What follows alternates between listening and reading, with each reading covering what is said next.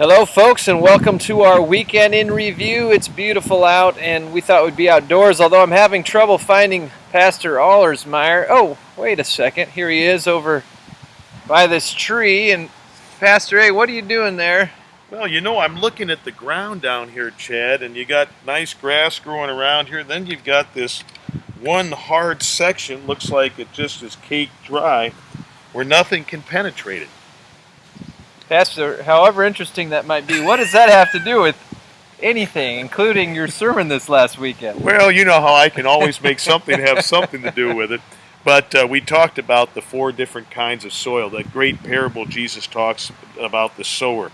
You know, the beaten path, the shallow soil that springs up quickly where the plant does, the thorns that infest it, and then finally the good soil where the grass and where the grain grows up. And all four get the seed, which is symbolic of hearing God's word, which exactly. to me is a little bit of a scary part of the parable, that 3 out of the 4 who hear God's word.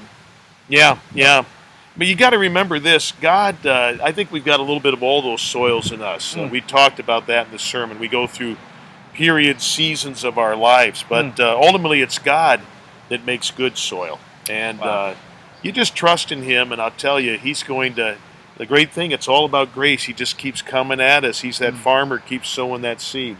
Tilling the soil, and you betcha. Maybe even getting through that hard ground there. Well, sometimes, look at this. You try it with the doggone stick. I'm going to get it. And, oh, man.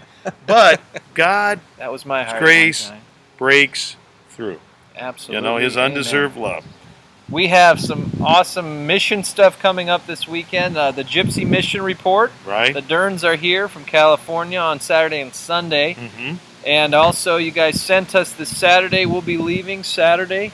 That's You're exciting. Have to survive without me for a week. Red Lake, Minnesota. Red Lake, Minnesota. There's the Chippewa Indian Reservation up there, and it's actually a sovereign entity. Wow. They have their own rules and hospitals and all that. So I may not come back. I mean, I'm just saying.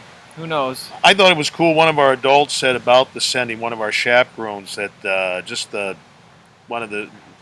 gone on several trips. Yeah.